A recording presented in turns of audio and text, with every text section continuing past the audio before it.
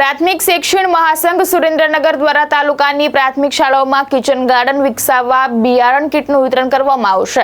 આ પહેલનો હેતુ બાળકોને ખેતી, વાવેતર અને છોડની માવજતનું વ્યવહારુ જ્ઞાન આપવાની સાથે તાજા અને ઓર્ગેનિક શાકભાજી ઉપલબ્ધ કરાવવાની છે।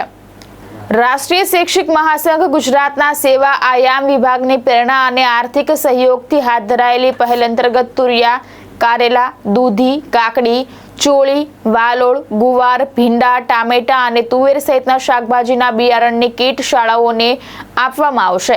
વિદ્યાર્થીઓ અને શિક્ષકોના સહયોગથી શાળાના પરિસરમાં કિચન ગાર્ડન વિકસાવવામાં આવશે।